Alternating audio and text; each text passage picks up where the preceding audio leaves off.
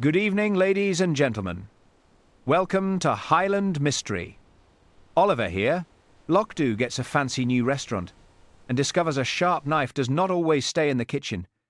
A celebrity chef is about to learn that forced smiles and tight bows cannot hide the boiling resentment of a small town. So, before you get comfortable, please take a moment to like the video and subscribe, but only if you like what I am doing here. Tell us where you are and what time it is in the comments. Now, turn off the lights and let's get started tonight. Chapter 1. A bow tied too tight. The wind sweeping off the black lake carried the sharp scent of salt and impending rain. It tugged relentlessly at the bright bunting strung across the front of the old harbour net loft. Lochs was a village that preferred its routines undisturbed, grounded in a profound isolation. Yet tonight, the village had turned out in force for a grand opening. A celebrity chef named Sebastian Lorne had arrived to elevate local dining. He had transformed the draughty loft into a temple of polished pretension. Inside, the lights were deliberately dim. Waitresses in crisp aprons carried trays of microscopic food that Hamish Macbeth viewed with deep suspicion. Hamish preferred simple comfort, like a proper plate of fish and chips, rather than whatever fussy foam Sebastian was forcing upon the locals.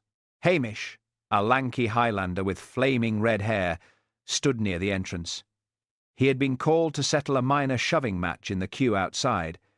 Now he simply watched the spectacle. At his feet, his dog Lugs collapsed onto the hardwood floor, sprawling lazily like an old hearth rug. Lugs let out a long sigh, thoroughly unimpressed by the culinary arts. A shadow detached itself from the gloom near the coat rack. It was Sonsie, Hamish's fierce wildcat. Her untamed yellow eyes scanned the room with wariness before she slipped silently toward the kitchen doors, seeking an opportunistic meal. "He is a very rude man," Nessie Curry declared loudly from the edge of the room. She and her twin sister Jessie wore their identical camel hair coats despite the indoor heating. They operated as the undisputed moral vigilantes of the parish. "A rude man," Jessie echoed immediately, her voice trailing her sister like an irritating shadow. Hamish offered a mild, agreeable nod. His soft Highland lilt was always soothing in a crowd. "Just opening night nerves, Mrs. Curry," he said mildly. He deliberately employed his air of amiable stupidity, which usually kept people calm. But Sebastian Lorne was doing his best to test the village patience. The chef stood by the main dining area, his face flushed. He was loudly correcting Mrs. Wellington on how to properly pronounce the French name of a soup. He treated the minister's wife as though a mispronounced vowel was a severe hygiene violation. Then Sebastian turned his wrath upon a young local waitress named Maisie. "Look at this," Sebastian barked, snatching a folded napkin from her trembling hands. "This is a sloppy bow. We are not tying up parcels for the post office." He pulled at the tartan ribbon binding the napkin. It was a custom ribbon, red and green woven with a single bright gold thread. Sebastian yanked it with such sudden violence that the fabric gave way. The ribbon tore with a clean, sharp sound. He tossed the frayed scrap into a nearby waste bin in disgust. "Do it again," the chef ordered, handing her a fresh length of ribbon. "And do it right." Maisie nodded, her face burning red. She hurried away toward the serving station. Hamish watched the torn ribbon settle among discarded receipts in the bin. The local colour and small disturbances were well established tonight. The village was taking mental notes. Gossip would circulate through the general store by morning, distributing clues and rumours. The storm clouds over the loch were gathering. In Lochs, forced smiles never lasted long when genuine anger was invited to the table. Chapter 2. Blair does not do reservations. Hamish left the restaurant and walked up the hill. The rain began to fall steadily over Lochs. The harbour lights smudged into blurry halos in the rising mist. The air turned cold and wet, carrying the sharp scent of the dark lake. He decided to stop at Patel's general store before finding his dinner. Mr. Patel was standing behind the wooden counter. He was a polite man with a warm smile and a distinct Scottish accent. The shop was the true heart of the community. It was the place where information travelled faster than official police work. "Good evening, Hamish," Mr. Patel said. "The new restaurant looks very busy tonight." "It is very loud," Hamish replied. Mrs. Wellington, the minister's wife, was standing by the tinned goods. She held a woven basket over her arm. "That chef is a dreadful man," she announced. "He insulted my pronunciation in front of everyone. He thinks he is better than all of us." Hamish nodded slowly. He bought a newspaper and left the shop. The village gossip channels were already flowing with fresh resentment. He walked down the road to the local pub. Inside the Snug, the atmosphere was warm and inviting. It smelled of peat smoke, wet wool, and spilled beer. Hamish sat in a quiet corner with a small glass of whisky. Lugs lay under the table. The dog rested his heavy chin on Hamish's boot, looking entirely exhausted by the immense effort of sleeping all day. Sonsie was perched on a high wooden shelf above the bar. Her wild yellow eyes watched the door with fierce independence. She hissed softly when a stranger walked past the frosted window. Hamish ordered a simple, honest meat pie. It was hearty and filling. It was far better than the tiny portions of fussy, expensive food Sebastian Lorne was serving down the road. The door of the pub opened. Archie McLean walked in. The gnarled fisherman shook the rain from his dark coat. Archie walked over to the bar and ordered a pint of dark beer. He looked over and saw the local policeman. "That new chef is a very difficult man," Archie grumbled to the room. "The gossip network of Lochs was working in perfect harmony tonight. I heard a delivery driver talking behind the shop this morning. Sebastian Lorne is asking too many questions."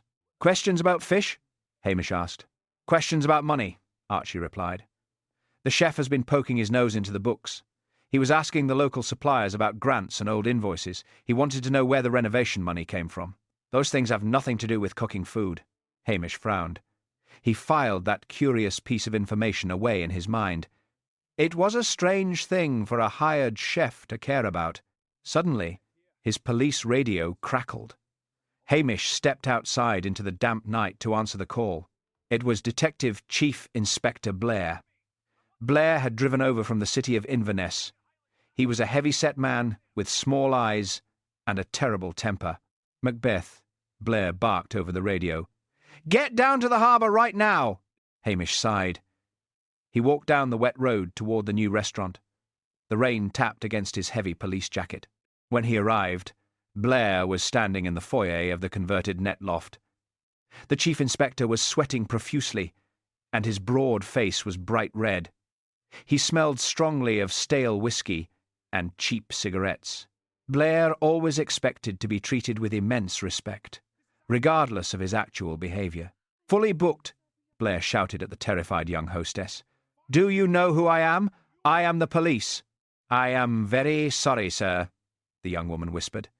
"We do not have a single empty table tonight." Blair turned around and saw Hamish walking through the wooden doors. "Macbeth," Blair yelled, "tell this girl to give me a table. I drove all the way from Inverness for a decent meal. I refuse to eat the terrible sludge they serve in the police canteen." "The lady says they are full, sir," Hamish said calmly. His Highland lilt was soft and polite. "There is no space." Blair shoved past Hamish and marched outside into the rain. He pulled a crushed cigarette from his coat pocket and lit it. The smoke mingled with the damp harbour mist. He paced back and forth on the slick wooden planks. "You are useless, Macbeth," Blair sneered. "You let these villagers walk all over you. You are too friendly with them. You have absolutely no respect for official authority." Hamish felt a familiar spark of quiet anger. When he was truly upset, his voice changed. The soft, gentle lilt disappeared entirely. His words became very quiet, sharp, and faintly sibilant. "I have respect for the truth, sir," Hamish said softly.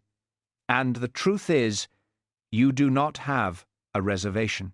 Blair pointed a fat, shaking finger at Hamish. "You listen to me. If I am embarrassed in this town again, I will have you transferred. You will be directing traffic in a place so cold you will freeze to the road." "Yes, sir," Hamish said evenly. Blair threw his cigarette onto the wet stones. He marched toward his car, leaving a trail of foul language in the damp air. The atmosphere in the village grew heavy and cold. Resentment turned brisk in the wind, and Hamish knew the long night was far from over. Chapter 3. The Harbour Wall. The rain fell steadily over Lochs, turning the narrow streets into black mirrors. The wind swept across the dark water of the loch, carrying the bitter cold of the Highlands. It rattled the loose wooden boards on the side of the old net loft. The sudden storm brought a deep, unsettling chill to the village, replacing the forced cheer of the grand opening with a heavy silence. Inside the police station, Hamish Macbeth was sitting by a small electric heater. He was attempting to enjoy a quiet cup of tea before bed. At his feet, his dog Lugs was sprawled like an old hearth rug, completely asleep and ignoring the wild weather outside. The telephone rang, breaking the peaceful hush of the room. Hamish picked up the heavy receiver. It was Dr. Brodie. The doctor sounded tired and very serious. "You had better come down to the harbour, Hamish," Dr. Brodie said.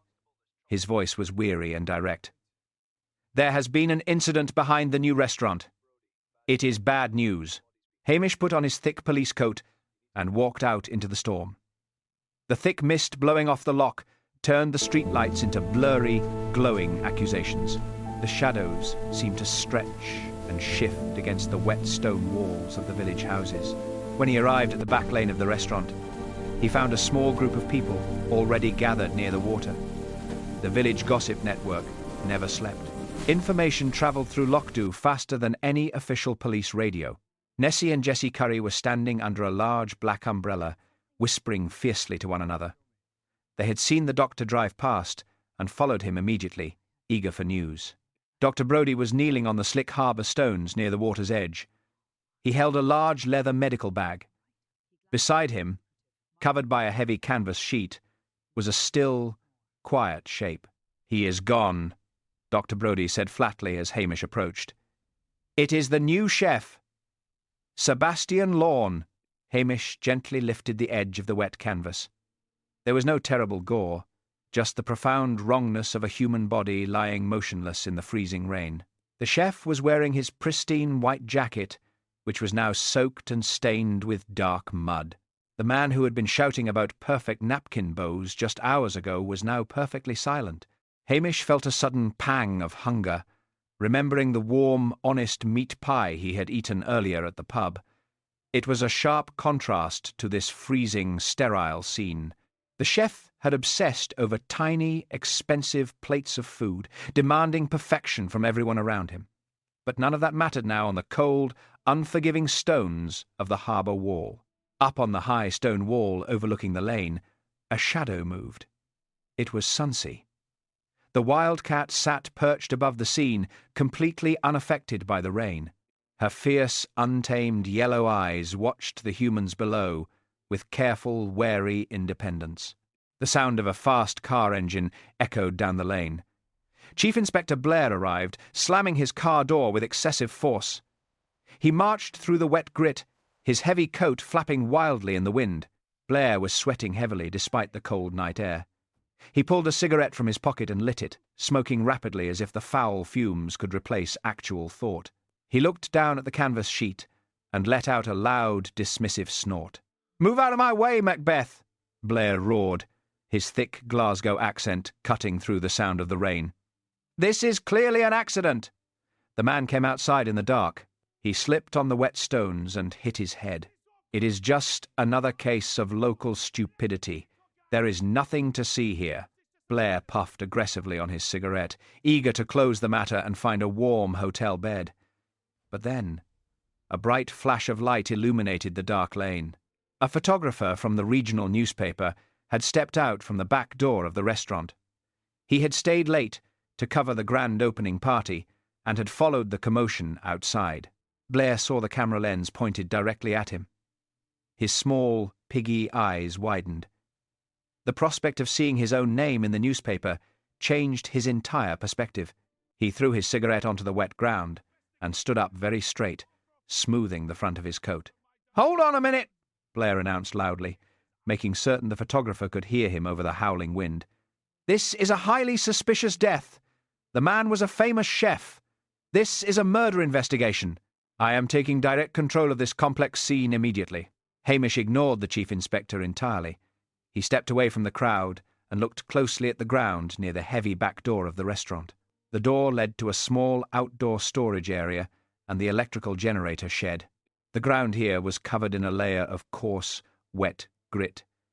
Hamish crouched down and shone his small police torch onto the stones. He noticed a large, scuffed patch in the gravel. The marks were deep and chaotic.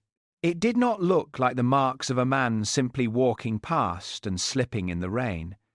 It suggested someone had stood there for several minutes, shifting their weight nervously in the dark, waiting for someone to arrive. Hamish moved his torch beam slowly along the wooden doorframe. Near the rusty metal latch, something caught the pale yellow light. It was a tiny fibre snagged on a rough, exposed nail. Hamish leaned in closer, his blue eyes narrowing. It was a small, torn piece of tartan ribbon. The fabric was red and green. Running directly through the middle of the pattern was a single, shiny gold thread. Hamish did not touch the clue. He simply turned off his torch and slowly stood up, pulling his coat tighter against the wind. The ribbon was an indoor decoration, meant for napkins and takeaway boxes. It had absolutely no reason to be snagged on a dirty outdoor latch in the middle of a storm. The torn ribbon meant someone had lured the chef out into the cold night on purpose.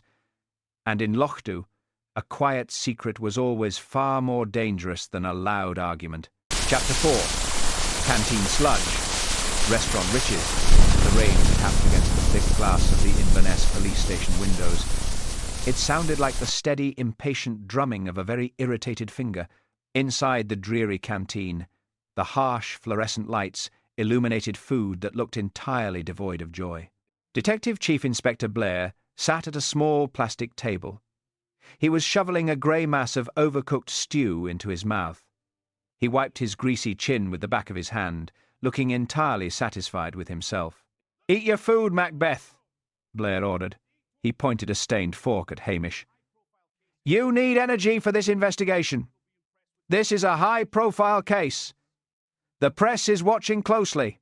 Solving this quickly will make me look very important to the superintendent." Hamish Macbeth looked down at the pale, watery sludge on his own plastic tray. It smelled faintly of old cabbage and deep sadness. He thought of the simple, honest food back in Lochs and pushed the tray away. "I am not very hungry, sir," Hamish said mildly. Blair laughed, making a wet, unpleasant sound. "You are soft, Macbeth. You do not have the stomach for real police work. I will close this murder case by the end of the week. I will find whichever local idiot pushed the chef and drag them back here in handcuffs. It is just a matter of applying pressure." Hamish listened quietly. The contrast between loud, boasting authority and quiet observation was a familiar dynamic. He knew Blair would trample over the village, asking the wrong questions and terrifying innocent people. Hamish needed to get back home to uncover the truth gently, using the methods he knew worked best. 2 hours later, Hamish drove his police Land Rover back down the winding road into Lochs. The mist hung low over the green hills, wrapping the village in a damp, grey blanket. The rain continued to fall softly, turning the surface of the dark black lake into a field of tiny, shivering rings. He parked outside the Napoli, the village Italian restaurant. Inside, the air was warm and smelled beautifully of garlic, rich tomatoes, and baked bread. It was a staggering contrast to the miserable police canteen in Inverness. Willie Lamont, the former police constable turned waiter, rushed over. Willie was an obsessively tidy man. He held a clean white cloth in his hand, looking fretful and nervous. "Good afternoon, Hamish," Willie said. "It is a terrible business about the chef. Just terrible. I've been wiping down the tables all morning to calm my nerves. Such violence is very bad for the digestion." "It is a sad day, Willie," Hamish agreed. He sat at a small wooden table near the window. "Could I have a large bowl of pasta and some garlic bread? I have had nothing but terrible police tea all day." "Right away," Willie promised. hurrying back toward the kitchen. As Hamish waited, he watched his dog, Lugs, settle onto the floor beside his chair. The dog immediately began to beg shamelessly. Lugs rested his heavy head on Hamish's knee and stared up with huge, sorrowful blue eyes, acting as if he had not eaten a meal in several weeks. Above them, perched on top of a tall wine rack, Sonsie watched the room. The wildcat's fierce yellow eyes tracked a young waiter carrying a plate of cured meats. In a sudden flash of striped fur, Sonsie dropped down onto a serving cart, stole a thick slice of sausage from the edge of a plate, and vanished into the shadows with the smooth confidence of an experienced thief. Hamish smiled faintly and shook his head. When his pasta arrived, he ate with immense gratitude. Real, hot food cooked by people who cared was a profound comfort. The small bell above the restaurant door jingled. Nessie and Jessie Curry walked in, shaking the dampness from their identical camel-hair coats. They spotted the local policeman immediately and hurried over to his table. The gossip network of Lochs had crucial information to deliver, and they were the primary broadcasters. "We have been hearing things, Hamish," Nessie whispered loudly, leaning over his plate. "Things about that dead chef and Councillor Morven Kerr." "Councillor Kerr," Jessie echoed, nodding her head vigorously. Hamish put down his fork. Morven Kerr was a local politician and a co-owner of the new restaurant. She was a woman who guarded her public reputation fiercely and wore expensive tweed suits. "What sort of things, Mrs. Curry?" "Well," Nessie continued, her eyes bright with the thrill of scandal, "I was speaking to the baker this morning." The baker heard from the delivery driver.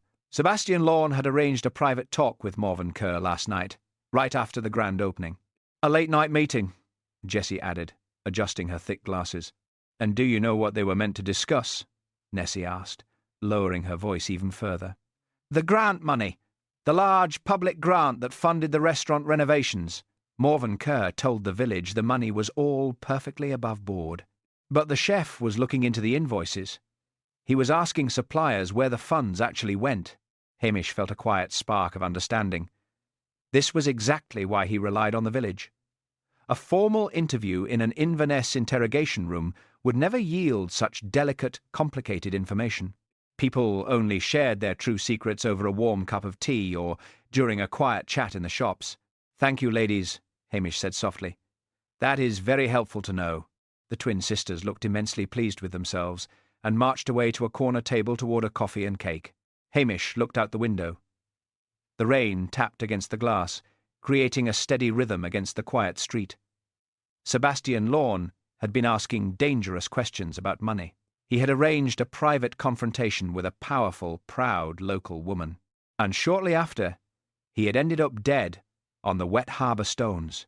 The loud, aggressive theories of Chief Inspector Blair seemed increasingly foolish. The real motive was not a random slip in the dark, nor was it a simple burst of local temper over a mispronounced word. It was something cold, calculated, and deeply tied to the pride and finances of Lochs. Hamish finished his meal and paid the bill. He needed to look closer at the restaurant, specifically the back lane where the body was found. He needed to understand how a torn tartan ribbon fitted into a fatal argument about missing money. Chapter 5. The generator shed door. The afternoon brought a fierce wind that whipped the surface of the Black Lake into white peaks. The gales carried the bitter chill of the Highland frost, rattling the windows of the small stone cottages. Lochs felt huddled and defensive against the sudden storm. Hamish Macbeth walked along the harbour front, keeping his head down against the biting gusts. His dog, Lugs, trailed slowly behind him. Lugs dragged his paws along the wet pavement, looking profoundly miserable. The dog was entirely opposed to being outdoors in such weather. He paused frequently to stare at his master, with sorrowful, pleading blue eyes, hoping to be taken back to his warm rug by the electric heater. Near the village postbox, Hamish encountered Dr. Brodie. The doctor wore a heavy woolen coat and held his flat tweed cap firmly to his head to stop it blowing into the water. "A terrible day for an investigation, Hamish," Dr. Brodie said. His voice was practical and weary. "The village is completely buzzing. The Curry sisters are telling everyone that the chef was involved in a massive financial scandal. They claim He was stealing directly from the parish council. The Curry sisters have a very active imagination, Doctor, Hamish replied mildly. But there is usually a small seed of truth buried in their stories. The chef was certainly asking difficult questions about money. He was a highly controlling man, Dr. Brodie noted. A complete perfectionist. I watched him at the opening last night. He actually corrected the way Mrs. Wellington held her soup spoon. A man like that makes bitter enemies very quickly in a small place. Hamish agreed and parted ways with the doctor. He made his way to the back lane of the new restaurant. The heavy gusts rattled the metal refuse bins against the brick walls. Hamish pushed open the heavy rear door and stepped into the sudden warmth of the restaurant kitchen. The remaining staff were quietly cleaning up the remnants of the grand opening. The scent of complicated truffle reductions and wilted microgreens lingered heavily in the damp air. It was a fussy, pretentious smell. It made Hamish long for a simple, honest bacon roll or a thick slice of warm bread from the local baker. The kitchen porters were throwing away trays of expensive, ruined canapes with looks of deep regret. A young waitress named Maisie was standing by the stainless steel sinks, drying water glasses. Her hands were shaking slightly. The lights flickered last night, Maisie, Hamish said gently. His soft Highland lilt was steady and comforting. Do you remember exactly when that happened? Maisie nodded quickly, looking relieved to hear a friendly voice. It was right at the height of the opening rush. The main dining room went completely dark for a moment. Mr. Lorne was absolutely furious. Someone said they had to go out back and check the generator. Did you see who went out to the shed? Hamish asked. Before she could answer, the kitchen doors swung open with violent force. Chief Inspector Blair marched into the room. He smelled strongly of stale cigarette smoke and the cheap canteen sausages he had undoubtedly consumed on his drive from Inverness. Blair immediately focused his small, piggy eyes on the youngest person in the room. He walked straight toward a terrified teenage dishwasher named Tommy, who was scrubbing a large copper pan. You? Blair barked, pointing a thick, shaking finger. You look like a guilty little rat. Did you hate the chef? Did he shout at you for breaking his fancy plates? Tommy backed against the metal counter, his face turning pale. No, sir. I only washed the pots. I never spoke to him. Do not lie to me, Blair roared, his face turning an angry shade of purple. You locals are all exactly the same. You cover up for each other. I will drag you back to Inverness in handcuffs. I will haul you into an interrogation room just for sport. That will loosen your stubborn tongue. Hamish felt the familiar cold anger rise in his chest. His mild, lazy demeanour vanished entirely. When he spoke, his voice lost its comforting lilt. It became very quiet, precise, and sharply sibilant. You will do no such thing, sir, Hamish said softly. The entire kitchen went completely still. Even the buzzing of the large commercial refrigerator seemed to fade. Blair turned around, his eyes narrowing. Do not undermine my authority, Macbeth. The boy washes pots, Hamish said. His voice was dangerously even. He does not control the electrical generator, and we do not arrest children for sport in Lochs. Blair sneered, but he stepped away from the frightened teenager. He knew he had pushed too far in front of witnesses. You are obstructing a murder investigation, Macbeth. I will remember this insolence. Blair turned and stormed out of the kitchen, letting the heavy door slam shut behind him. Hamish offered Tommy a reassuring nod. Then he stepped back outside into the freezing wind. He needed to inspect the generator shed immediately. The small wooden shed sat at the far end of the back lane, near the edge of the dark harbour water.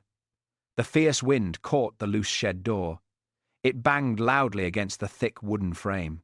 It sounded exactly like a guilty conscience, knocking repeatedly for attention in the cold. Hamish walked over to the small building.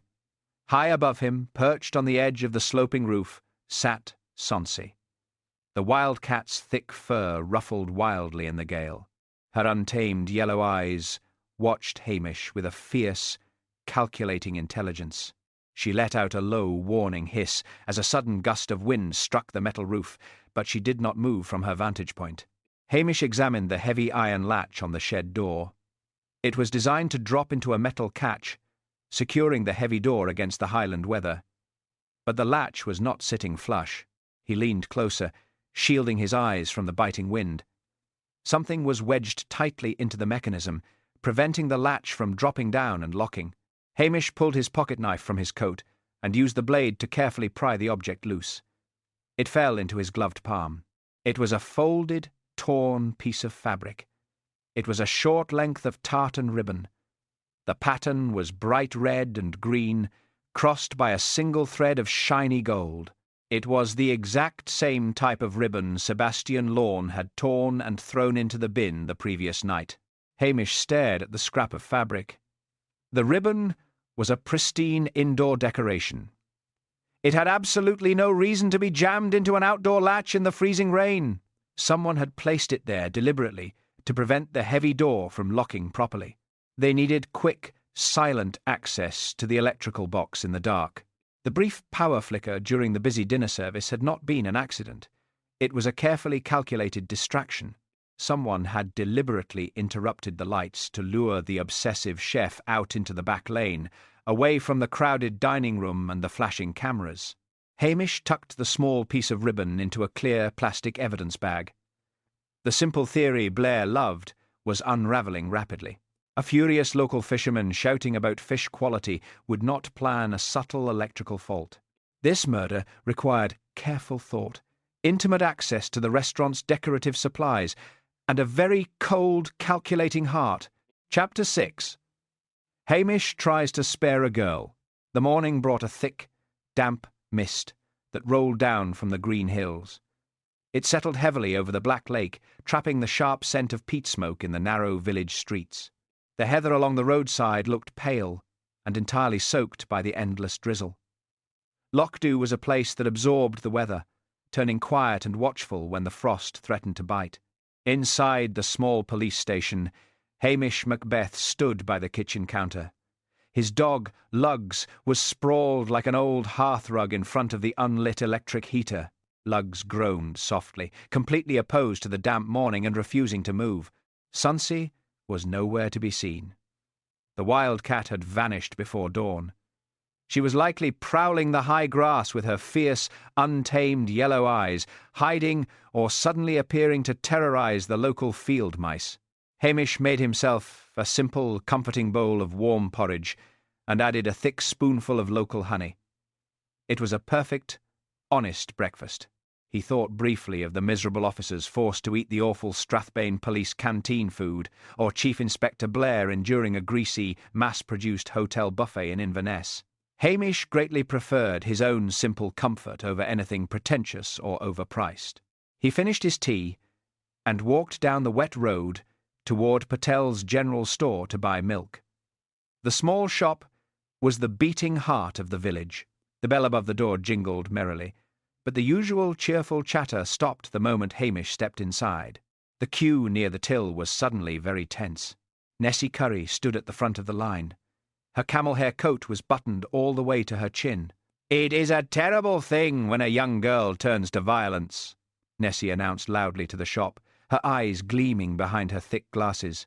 "To violence," Jessie Curry repeated firmly, standing directly behind her sister. Hamish stepped forward, keeping his expression neutral. "What are you talking about, Mrs. Curry?" "We are talking about Maisie," Nessie said. She lowered her voice to a conspiratorial whisper, thrilled to deliver dark news. "The chief inspector questioned her yesterday in the restaurant kitchen. She cried immediately. And then you told her to stay home today, Hamish. The whole village knows it. You are hiding the killer because she is a local girl." Mr. Patel looked deeply uncomfortable behind the wooden counter. He arranged a row of chocolate bars nervously. "Mrs. Wellington cancelled her catering order for the church tea this morning, Hamish. She told my wife that she cannot have a murder suspect baking her scones. The girl's mother is beside herself with worry." Hamish felt a heavy weight settle in his chest. In Lochs, reputations could be badly bruised without anyone ever raising a hand. He had made a quiet, unofficial move the previous day to protect the young waitress. He had told Maisie to stay out of sight, hoping to spare her from Blair's aggressive bullying and the village's endless appetite for a scandal. Instead, his kindness had completely backfired. The village interpreted her absence as an admission of guilt. Witnesses were clamping up across the parish. People who might have seen something near the generator shed were now terrified of becoming the next target, either socially or officially. Hamish left the shop without buying his milk. He walked up the winding lane toward the home of Dr. Brodie. He needed to speak with Angela Brodie. She was his intellectual confidant and a steady moral anchor in the village. He knocked gently on the back door and stepped into the doctor's kitchen. The room was wonderfully warm but entirely chaotic. Several large cats roamed freely across the countertops. Angela Brodie, a thin woman with wispy hair, was pulling a baking tray from the oven. She was notoriously unhygienic in her kitchen, and she was an exceptionally poor cook. Her scones and buns rarely turned out well. "Hello, Hamish," Angela said warmly, offering a gentle smile. "You look as though you are carrying the entire world on your shoulders. Sit down. Have one of these fresh buns. I tried a new recipe today." Hamish sat at the cluttered table and politely accepted a bun that felt as heavy and solid as a river stone. He managed to slip it into his coat pocket when she turned around to pour the tea. "I have made a terrible mistake, Angela," Hamish confessed quietly. "I tried to help Maisie. Blair was shouting at her, so I told her to hide at home. Now the Curry sisters are telling everyone she murdered the chef. The whole village has turned against her." Angela poured 2 cups of tea and sat opposite him. Her gaze was maternal and sharp. "You acted out of compassion, Hamish. There is no shame in that. Sebastian Lorne was a cruel, controlling perfectionist. He humiliated people for sport. Maisie is a gentle girl. She simply broke under the pressure. The village is just looking for a simple answer." "Blair is looking for a simple answer too," Hamish said, staring into his tea. "He wants to arrest someone today to look good for the press." "Then you must find the real answer first," Angela said briskly. "You found that torn tartan ribbon jammed in the shed latch. That is a fact. Maisie did not have access to those ribbons, and she certainly does not have the mechanical knowledge to sabotage an electrical generator. Trust your own logic." Hamish nodded slowly. Her calm, pragmatic advice restored his focus. He thanked Angela for the tea, carefully avoided eating the heavy bun, and left the house. He walked back toward the harbour. The mist was beginning to lift, but the air remained bitterly cold. Before he could reach the police station, a large police car skidded to a halt on the wet road. Chief Inspector Blair climbed out. The large man was sweating heavily despite the freezing wind. He dropped a crushed cigarette onto the ground and stepped on it aggressively. "Macbeth," Blair roared, pointing a thick, shaking finger at Hamish's chest. "I have just heard the news from the local postman. You told my primary suspect to hide." "She is not a suspect, sir," Hamish said. His voice dropped the comforting lilt entirely. It became very quiet and sharply sibilant. "She is a frightened young girl who washes water glasses. You terrified her for absolutely no reason. She cried when I mentioned the dead chef," Blair countered loudly, stepping closer. "That is a clear sign of guilt. Ten fucked, and you deliberately obstructed my murder investigation by telling her to run away. I will sort you out with Inverness, Macbeth. I will have your badge for this insolence." "She cried because you shouted at her in front of her friends," Hamish replied steadily, refusing to step back. "She knows absolutely nothing about the murder. Then she can tell me that in an interrogation room," Blair sneered, his piggy eyes narrowing with malice. "I am going to her house, right now. I am bringing her to the station. If you try to stop me again, I will have you arrested for obstruction." Blair turned around, got back into his vehicle, and drove away, leaving a cloud of foul exhaust hanging in the damp air. Hamish stood alone on the wet street. The case was getting much murkier because he had tried to be kind. Blair was out of control, and the village gossip was destroying an innocent family. Hamish needed to solve the murder immediately, not just to find justice for the chef, but to save a young girl from the crushing, terrible weight of Loch's judgment. Chapter 7. A fisherman's temper. The damp air clung heavily to the village of Lochs. The dark water of the loch was a flat sheet of grey glass beneath the rolling morning mist. The sharp scent of peat smoke drifted down from the stone chimneys, mingling with the heavy smell of the sea. Hamish Macbeth walked slowly down to the harbour pier. The wooden planks were still slick with rain. Archie MacLean was tying up his small fishing boat. The gnarled fisherman looked profoundly irritable. He wore a heavy coat made of rough wool that smelled intensely of brine and old fish. "Good morning, Archie," Hamish said mildly. Archie scowled and tied a tight knot in his thick rope. "There is nothing good about it, Hamish. The whole village is buzzing like a nest of angry wasps. Everyone is looking for someone to blame for that dead chef." "He was a difficult man," Hamish offered. "He was a tyrant," Archie growled, his toothless mouth turning down in a deep frown. "He insulted my catch yesterday afternoon. He stood right on this pier and told me my quality standards were entirely too low for his fancy plates. He treated me like dirt." Hamish listened quietly. In his mind, he began to form a very tidy, simple theory. Archie was furious about the insult. Archie marched up to the back lane last night to demand an apology. A loud argument started in the freezing rain. Archie shoved the chef in a fit of sudden Highland anger. The chef slipped on the wet stones, and the terrible weather finished the job. It was a perfectly neat story. It fit the village's idea of local temper perfectly. Hamish left the pier and walked up the hill to the Red Lion pub. The damp air had chilled him to the bone. Inside the snug, the atmosphere was thick and warm. He ordered a large plate of sausages and thick mashed potato. It was hearty, honest food. It was entirely unlike the ridiculous culinary experiments the dead chef had obsessed over. The village gossip network was already operating at maximum capacity inside the pub. A man standing near the bar was whispering loudly to his neighbour. He claimed he had seen Archie MacLean marching toward the restaurant last night with a very dark look on his face. The village was eager to shift the blame away from young Maisie. They desperately wanted an easy answer to stop the intense pressure from the police. Hamish sat at a corner table. Underneath his chair, Lugs was sprawled like an old hearth rug. The dog snored softly, completely content after successfully begging for a stray piece of sausage. High above them, perched on a dark wooden beam near the ceiling, Sonsie watched the room. The wildcat possessed fierce, untamed yellow eyes.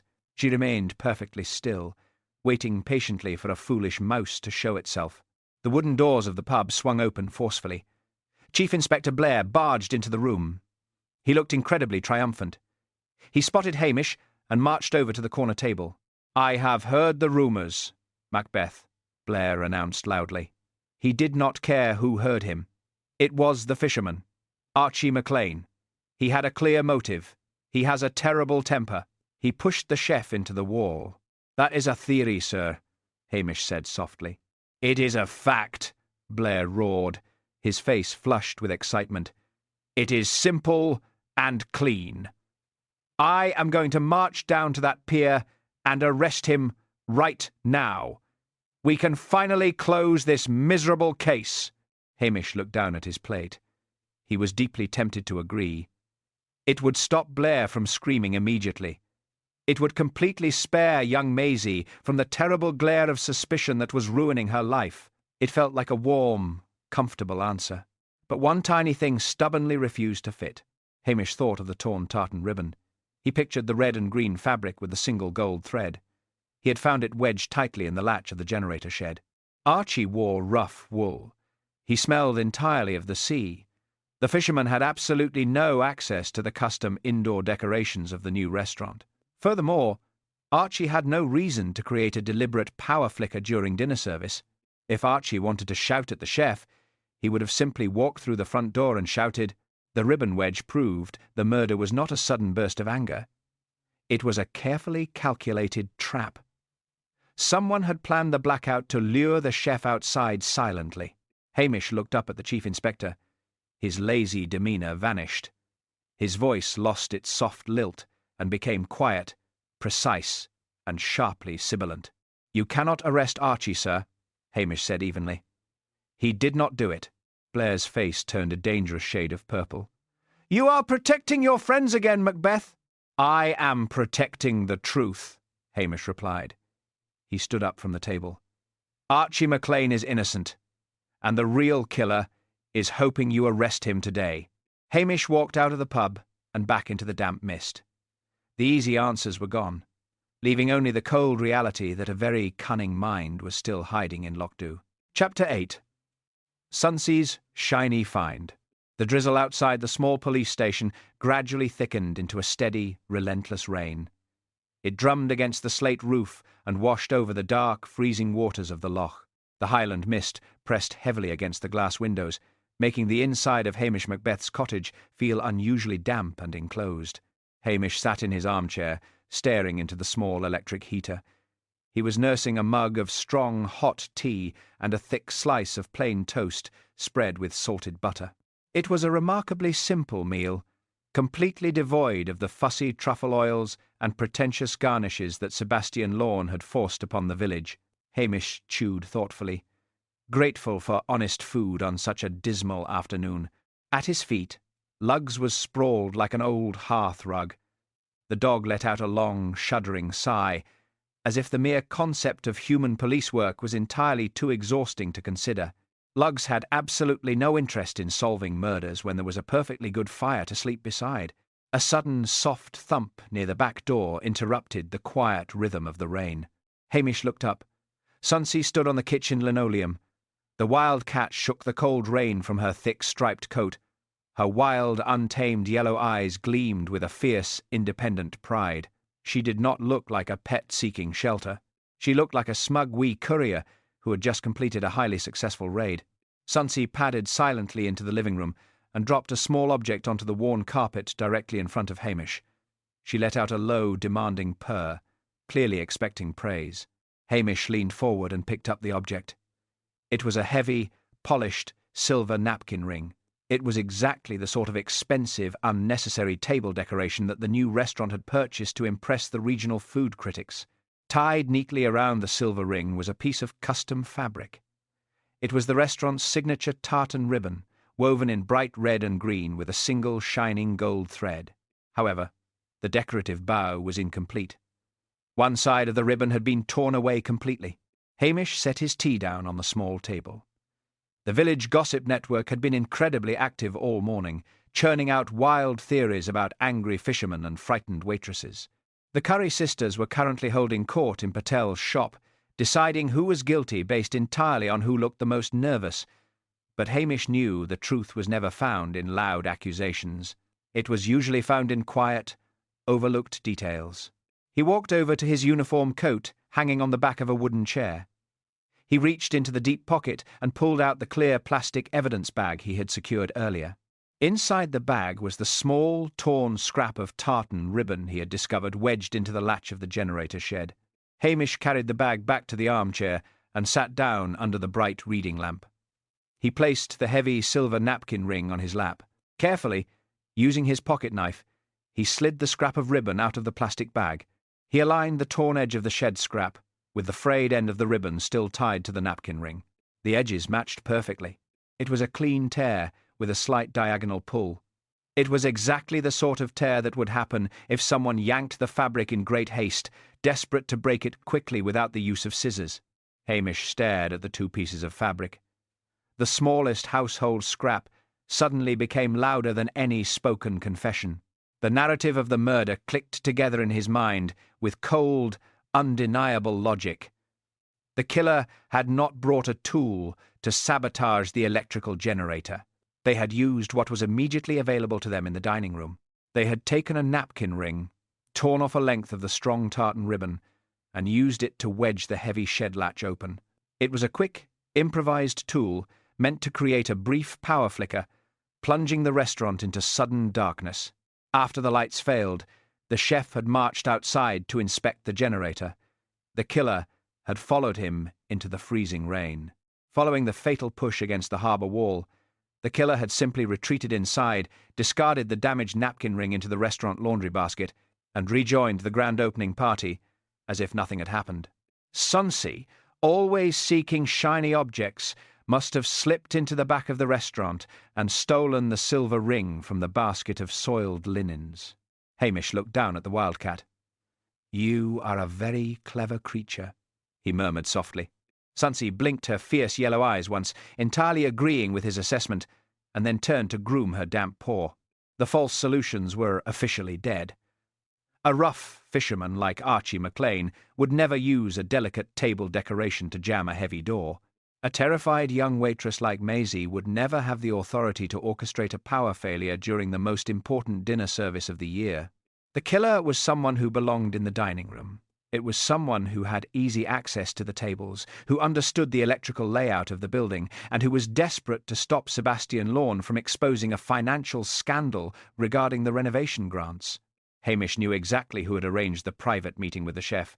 He knew who had the most to lose if the village discovered the missing money, and he knew that Chief Inspector Blair was currently driving around the parish, terrifying the wrong people and making a complete fool of himself. Hamish stood up and placed the 2 pieces of ribbon safely into his pocket. He did not need to shout or bully anyone to secure an arrest. He simply needed to arrange a quiet, inescapable social trap. The rain continued to fall heavily over Lochs, but the dark mist of the investigation had finally cleared. Chapter 9. The Community Tasting. The heavy rain of the afternoon had finally eased into a fine, freezing drizzle. The surface of the Black Lake was veiled in a thin, shifting mist, making the warm lights of the harbour look like pale, floating ghosts. Lochs was settling into the cold evening, but the village was far from quiet. Inside the converted net loft, the new restaurant was hosting a highly publicised community tasting. It was a desperate attempt to repair its fractured reputation after the grim events of the grand opening. The remaining staff served tiny portions of seared scallops and something described as a deconstructed fruit dessert. Hamish Macbeth stared at a minuscule blob of cream resting alone on a massive slate plate. He deeply missed the honest, solid fruit cake baked by the local church committee. The village gossip network was in full attendance. Nessie and Jessie Curry stood near the centre of the room, eating scallops while aggressively whispering about the police. They had decided that since Hamish had not arrested Archie McLean, the police were entirely baffled. Near the coat check, Lugs was sprawled like a discarded hearthrug. The dog let out a soft snore, completely ignoring the culinary pretense above him. Outside the high, frosted windows, a shadow occasionally moved. It was Sonsie. The wildcat's fierce, untamed yellow eyes peered through the glass for a brief moment before she vanished back into the damp mist. Councillor Morven Kerr stood at the front of the room. She wore an immaculate, expensive tweed suit. She projected absolute confidence and unshakable respectability. She smiled warmly at the villagers, assuring them that the restaurant would survive this tragic, unfortunate accident. The heavy wooden doors suddenly burst open. Chief Inspector Blair marched into the room. He was sweating profusely and smelled heavily of stale cigarette smoke.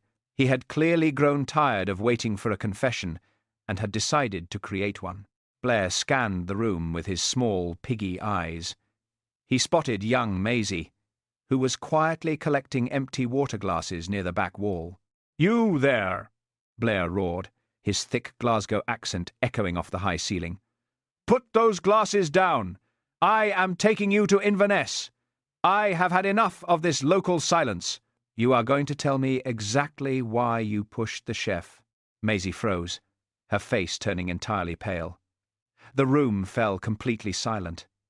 The forced smiles of the community tasting vanished in an instant. Hamish stepped out from the shadows near the bar. He did not look lazy or mildly amused. His Highland lilt disappeared completely.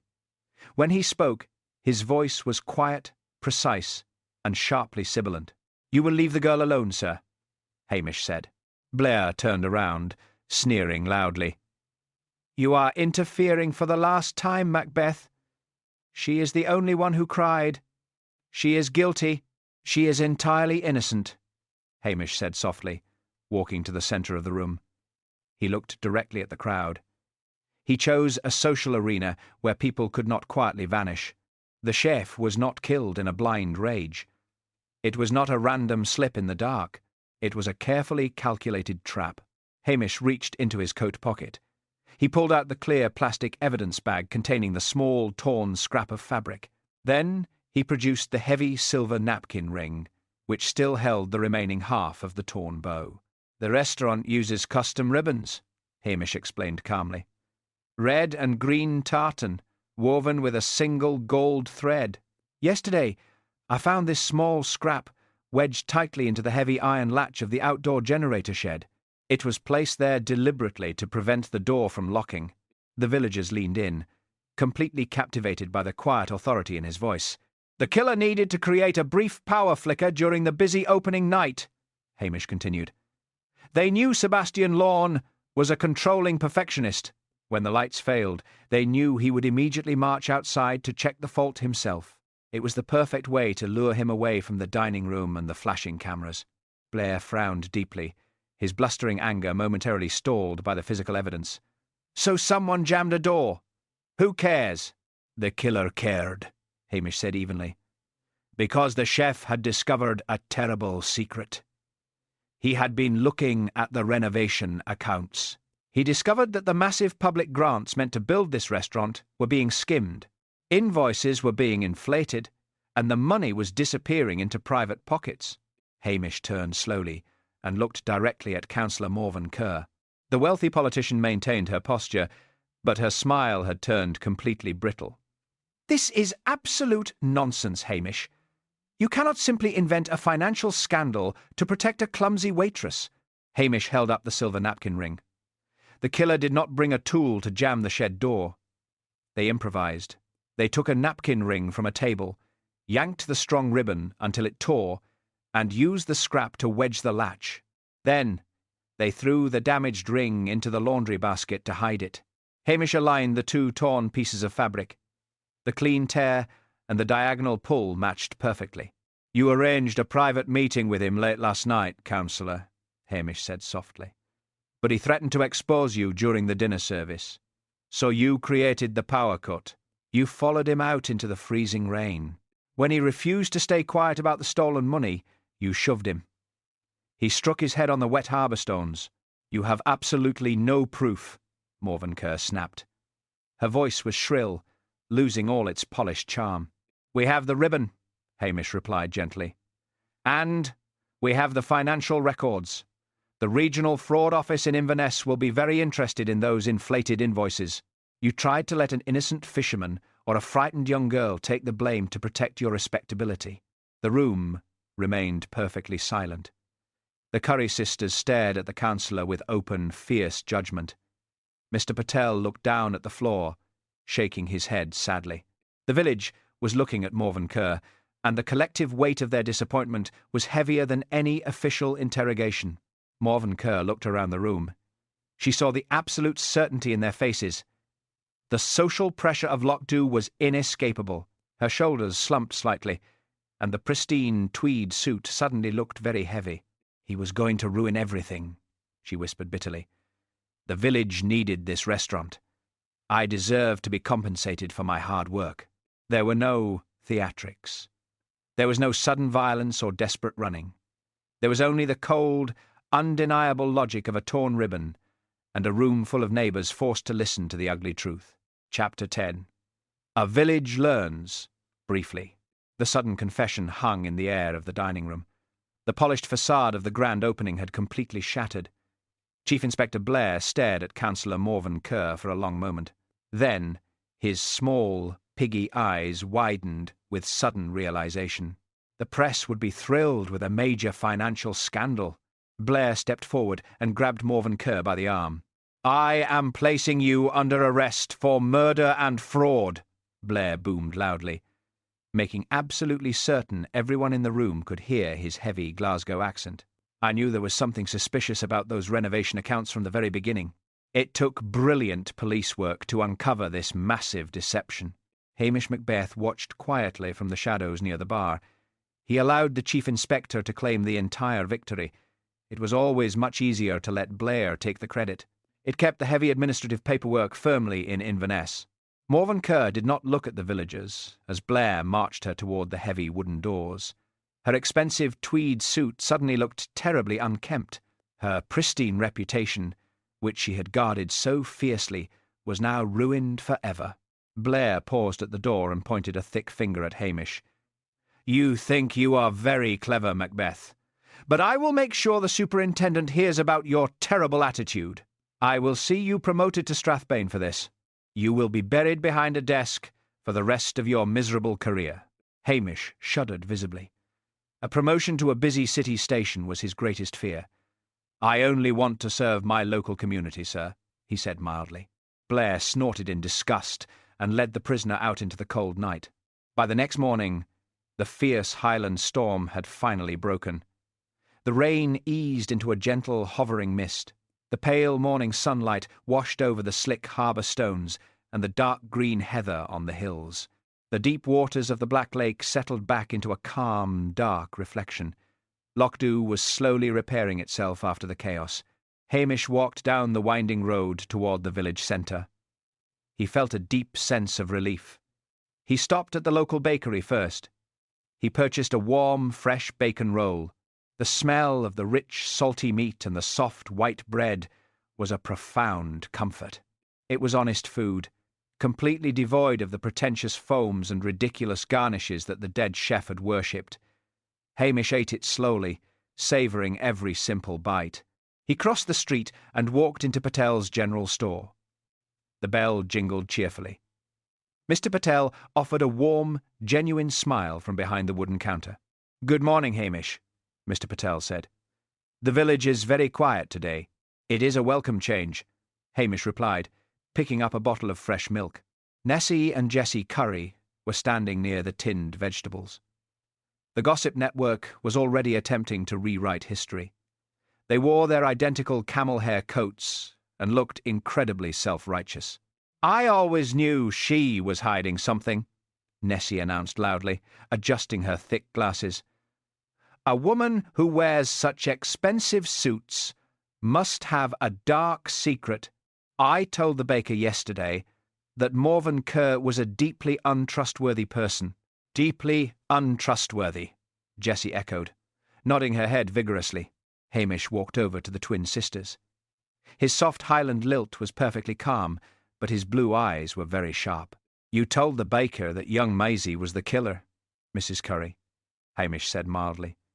"You told the entire village. You nearly ruined a frightened girl because you enjoyed the scandal." Nessie opened her mouth to argue, but the quiet authority in Hamish's voice stopped her. She looked down at the floor, suddenly finding the linoleum tiles very interesting. Mrs. Wellington, the minister's wife, walked out from the back aisle holding a basket of apples. Her face was flushed with embarrassment. "I spoke to Maisie's mother this morning, Hamish. I reinstated her catering order for the church tea. I told her we were all very sorry for rushing to judgment." "That is a good start, Mrs. Wellington," Hamish said. He paid for his milk and left the shop. The village would always gossip, but they needed occasional reminders about the damage a sharp tongue could inflict. He walked up the hill to Dr. Brodie's house. He knocked gently on the kitchen door and stepped inside. The room was delightfully warm. Several large cats were asleep on the cluttered countertops. Angela Brodie was pouring hot water into a brown teapot. "Sit down, Hamish. I have some fresh biscuits. I am quite certain I did not burn them this time." Hamish accepted a biscuit that felt dangerously heavy. He carefully slipped it into his coat pocket when she turned to fetch the milk. "Blair took all the credit," Hamish told her, taking a sip of the strong tea. "He told the press he solved the financial fraud entirely by himself." "Of course he did," Angela said with a warm maternal smile. "And you are perfectly happy to let him do it. You protected the village, Hamish. You cleared that poor girl's name. That is what truly matters." Hamish nodded slowly.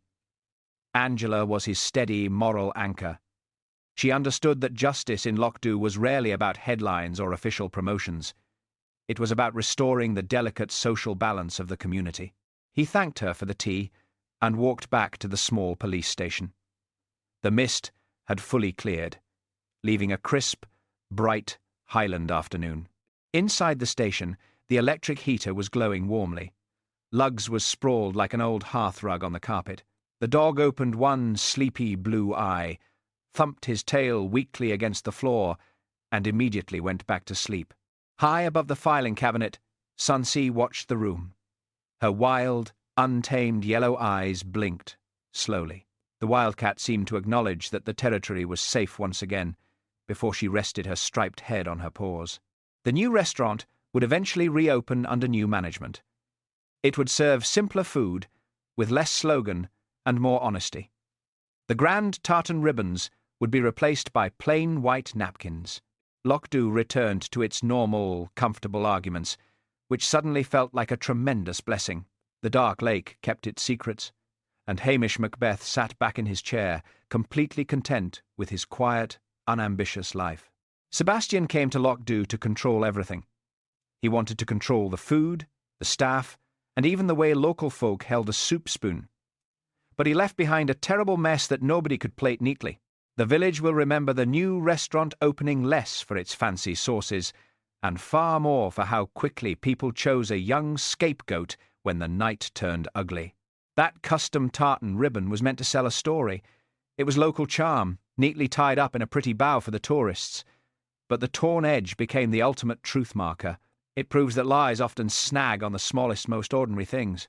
Respectability is a very dangerous idol in small places. It makes people protect appearances instead of protecting each other. And keeping strict standards can easily become just another way to bully people, especially when money and false pride are watching. Still, the kettle boils. The harbour lights steady in the mist. And someone in the village eventually says, "Aye, we were wrong," without making a massive song about it. In Loch, comfort returns exactly the way the weather does. It returns quietly, stubbornly, and right when it means to. When a community turns suspicious, what do you think does more harm? Is it the heavy official pressure of the police, or the quiet, sharp knife of neighbourly gossip? Thank you for joining me by the fire tonight. If you enjoyed our trip to the Highlands, leave a comment and let me know your thoughts. Subscribe for more tales from the mist. Until our next misadventure, stay warm, and remember that Highland Mystery will always be waiting for you. Good night.